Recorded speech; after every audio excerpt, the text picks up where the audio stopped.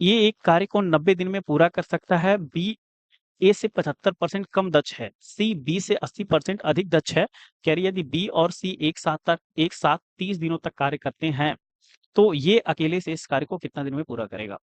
कह रहा है कि जो बी है, बी ए से 75% कम है, यानी ए कितना 100 रहा होगा तो ये 75% कम यानी 25% रहा होगा। ठीक। कह रहा सी बी से 80% अधिक है, यानी बी से 80% अधिक है, यानी सी मैं यहां ले लेता हूं 80% अधिक, मतलब ये कितना 25 इंटू कितना 180 बट्टे में कितना हो जाएगा 100। अब इनका मैं रेशियो ले लूं, इनका मैं रेशियो ले लेता हूं। 25 से कितना बार में जाएगा, एक बार में चला जाएगा, ये 4 बार में चला जाएगा, है ना। अब इसको देखें तो ये 0 और 0 चला जाएगा, ये कितना 9 और ये कितना 5 आ जाएगा, है ना। यहाँ पे 9 आ गया, यहाँ पे कितना आ गया 5 आ गया। अब रेशियो आपका क्या बन रहा है 9/5 इंटू 1 इंटू 4। अब इसको फाइनल रेशियो क्या बनेगा तो 9 इंटू 5 इंटू 20। ठीक। कह रहा है ए कितने दिन में कर रहा है, कि एफिशिएंसी हम कितना आ गया 20 आया है ना। तो ए जो है 90 दिनों में 20 की एफिशिएंसी से कितना कर देगा, यानी 1800 यूनिट टोटल काम कर देगा। फिर कह रहा है कि बी और सी एक साथ 30 दिनों तक काम करते हैं, तो बी और सी का अगर मैं देखूं तो कितना बन रहा है 14 यूनिट बन रहा है, और 30 दिनों तक कार्य करेंगे तो कितना हो जाएगा 14 तिया 42, 14 तिया 42 यानी 420 यूनिट काम ये लोग कर देंगे। तो यहाँ पे हमको क्या भैया 420 यूनिट घटाना होगा। 420 यूनिट 400 घटा दे तो कितना 1400 हो जाएगा, 20 घटा दे 1380 आ जाएगा, यानी 1380 यूनिट काम और बचा है। अब ये जो है ये शेष दिनों में करेगा। तो ए की एफिशिएंसी कितना है 20 है, एफिशिएंसी कितना है 20। अब 20 से जैसे हम इसको डिवाइड करेंगे तो कितना आ जाएगा ये 69 डेज, यानी ये हमारा क्या हो जाएगा राइट आंसर। यानी इतने दिनों में ये शेष दिनों में कार्य को समाप्त कर देगा, यानी थर्ड ऑप्शन क्या हो जाएगा हमारा राइट आंसर, है ना। त्रिभुज की भुजाएं 85 सेंटीमीटर 13 सेंटीमीटर और 84 सेंटीमीटर है, तो 13 सेंटीमीटर लंबाई वाले भुजा के संगत शीर्ष लंब की लंबाई कितनी है, ये बताना है। तो आइए शुरू करते हैं। ये हमारा क्या हो जाएगा राइट एंगल ट्रायंगल हो गया। ये ये जो है ये कितना दे रखा है 13 दे रखा है 13 सेंटीमीटर, और ये कितना दे रखा है 84 सेंटीमीटर, और ये कितना दे रखा है 85 सेंटीमीटर। मैंने राइट एंगल ट्रायंगल क्यों बोल दिया है, क्योंकि आपको दिख रहा होगा कि एक ट्रिपलेट है, यानी इसका स्क्वायर और इसके स्क्वायर का सम जो है इसके बराबर है। ये जो ट्रिपलेट है आपको याद करना पड़ेगा। जैसे ये 13 है, ये 84 है, और ये कितना है 85 है। वैसे ही होता है, ये 5 होता है, ये 12 होता है, ये 13 होता है, और ये कितना होता है 7 होता है, 24 होता है, और 25 होता है, 25 होता है। तो ये एक ट्रिपलेट है। अब इसको कैसे पहचानते हैं, देखिए अगर आपको देखिए 7 7 का स्क्वायर कीजिए कितना हो जाएगा 7 सते 49 हो जाएगा, कितना हो जाएगा 49 हो जाएगा।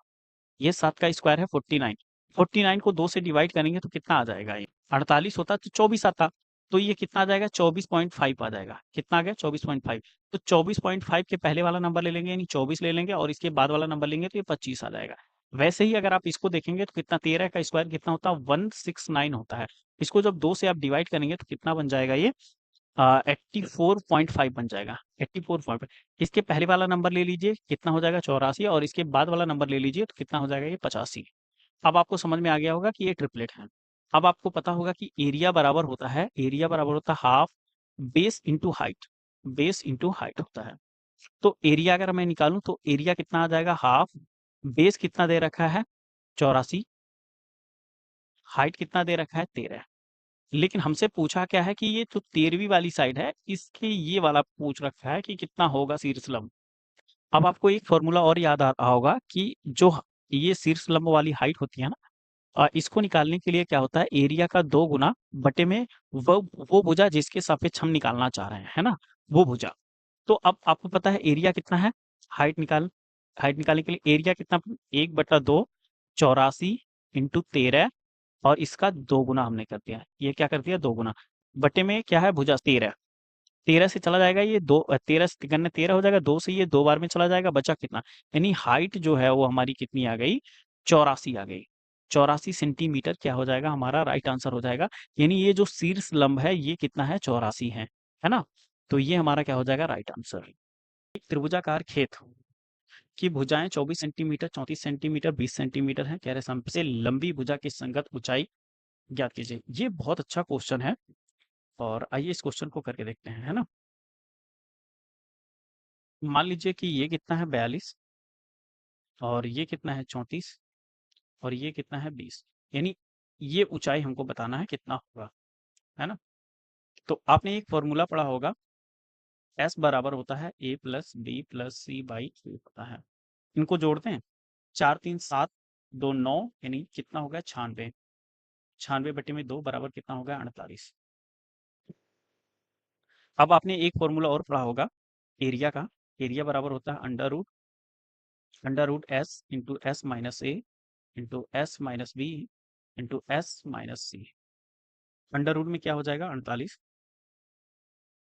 48, 48 माइनस ए, ये हमने कितना 42, तो कितना हो जाएगा 6, ठीक। और 48 माइनस कितना हो जाएगा बी यानी 34, तो कितना हो जाएगा 14, ठीक। और 48 माइनस 20 कितना हो जाएगा 28, ठीक। अब आप यहाँ से निकालिए तो यहाँ से 14 निकल जाएगा, 14 यहाँ से भी निकल जाएगा, ठीक। और 6 बटे 48 यहाँ से भी निकल जाएगा, तो एक 6 निकलेगा, एक 14 निकल जाएगा और एक कितना निकल जाएगा 4 निकल जाएगा, ठीक। ये क्या आ गया हमारा एरिया आ गया। अब आपने एक फॉर्मूला और पढ़ा होगा कि हाइट जो होता है वो एरिया का दो गुना बटे में सबसे लंबी भुजा यानी 42, है ना। तो एरिया हमारा कितना है 2 इंटू एरिया, अगर मैं लिखूं तो कितना 6 इंटू 14 इंटू 4, ये होगा बटे में कितना हो जाएगा 42, सबसे लंबी भुजा। तो 14 तियां 42, तीन से कितना बार में चला जाएगा 2 बार में चला जाएगा। ये कितना हो गया 4 और 4, 4 इंटू 4 मतलब कितना हो जाएगा 16 सेंटीमीटर। ये हमारा क्या हो जाएगा राइट आंसर, ठीक। पेन और 15 पेंसिल का मूल्य 286 रुपया है। यदि एक पेन के मूल्य में 4 रुपए कम हो जाता है और एक पेंसिल के मूल्य में 2 रुपए बढ़ जाता है, तो कह रहे 17 पेन और 3 पेंसिल का मूल्य 128 रुपया हो जाता है। तो 11 पेन और 8 पेंसिल का मूल मूल्य क्या है। पेन को हमने क्या मान लिया x, 2x प्लस 15y बराबर कितना हो जाएगा 286, ठीक है। अब कह रहा है कितना 4 रुपए कम हो जा रहा है x में, तो x माइनस 4 हो गया प्लस। अब कह रहा है y में कितना हो रहा है 2 रुपए बढ़ जा रहा है, कितना 2 रुपए बढ़ जा रहा है, तो y प्लस का 2 हो गया। अब कह रहा है कि 17 पेन, कितना 17 पेन, अब 17 पेन मतलब 17 का मल्टीप्लाई, कह रहा है 3 पेंसिल मतलब 3 का मल्टीप्लाई बराबर कितना हो रहा है 128 के बराबर हो। अब ये कितना हो जाएगा 17x हो जाएगा प्लस 17 चौको 68 हो जाएगा 68 प्लस प्लस कितना हो जाएगा 3y, अब प्लस कितना हो गया 6 और बराबर कितना हो जाएगा 128, ठीक है। 68 में से अगर 6 चला जाएगा तो कितना हो जाएगा 62, ये कितना हो जाएगा 17x प्लस 3y 68 में से 6 माइनस का हो जाएगा और बराबर हो जाएगा 128 प्लस कितना हो जाएगा 62, 17x प्लस 3y बराबर 8 तो 10 शून्य हो जाएगा, 6 2 8 1 9 हो जाएगा और 1 हो जाएगा, ये आ गया। यानी एक समीकरण हमारा ये बन रहा है और दूसरा समीकरण हमारा क्या बनना है ये। अब इन्हीं दोनों से हमें एक्स वाई की वैल्यू निकालना होगा, एक पेन और एक पेंसिल का। तो अब आपको एक चीज़ और दिख रहा होगा कि यहाँ 15y है और यहाँ पे 3y है, तो क्यों ना ही इसमें मैं 5 से मल्टीप्लाई कर दूँ। यहाँ पे क्या करूँ 5 से मल्टीप्लाई कर दूँ, कितने से 5 से मल्टीप्लाई, तो 17 बच्चे 85 हो जाएगा, 85x प्लस और 5 तियां 15y, ये कितना हो जाएगा 15y बराबर 19 बच्चे 95, 950 हो गया।